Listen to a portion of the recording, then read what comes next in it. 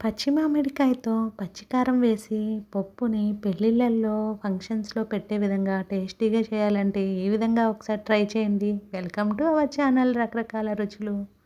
ముందుగా ఒక ప్రెషర్ కుక్కర్‌ని తీసుకొని, ఒక కప్పు కందిపప్పుని తీసుకొని శుభ్రంగా కడుక్కొని 2 కప్పులు నీళ్లు పోసుకొని పక్కన పెట్టుకోండి. అందులో ఒక స్పూన్ పసుపు, ఒక స్పూన్ నెయ్యి వేసుకొని స్టవ్ ఆన్ చేసి స్టవ్ మీద పెట్టుకోండి. మనం తీసుకున్న ఒక కప్పు కందిపప్పుకి ఈ సైజు మామిడికాయ ఒకటి సరిపోతుంది. మామిడికాయని మీకు ఇష్టం లేకపోతే గనక ఇలా తోలు తీసుకోండి. లేదంటే తోలుతో సహా వేసుకుంటే ఇంకా బాగుంటుంది.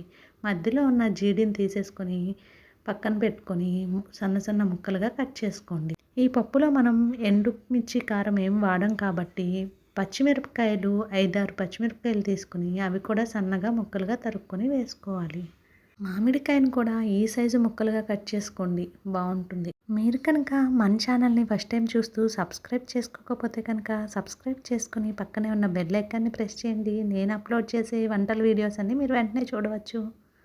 ఇందులో మనం ఉల్లిపాయ కూడా వాడట్లేదు.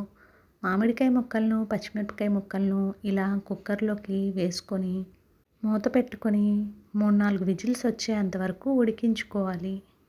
ఒకసారి మీరు కూడా ట్రై చేయండి. ఈ విధంగా కారం వేయకుండా, ఉల్లిపాయ వాడకుండా ఈ విధంగా చేస్తే కనుక టేస్ట్ చాలా బాగుంటుంది. ఇలా 3-4 విజిల్స్ వచ్చిన తర్వాత ప్రెషర్ అంతా రిలీజ్ అయ్యాక లిడ్ ఓపెన్ చేసుకొని గెరిటితోటి ఇలా మెత్తగా మెదుపుకోండి. ఆల్రెడీ బాగా ఉడికిపోయింది. తర్వాత మన రుచికి సరిపడినంత ఉప్పుని యాడ్ చేసుకోండి. ఒక కప్పు కందిపప్పుకి 2 స్పూన్ల ఉప్పు సరిపోతుంది.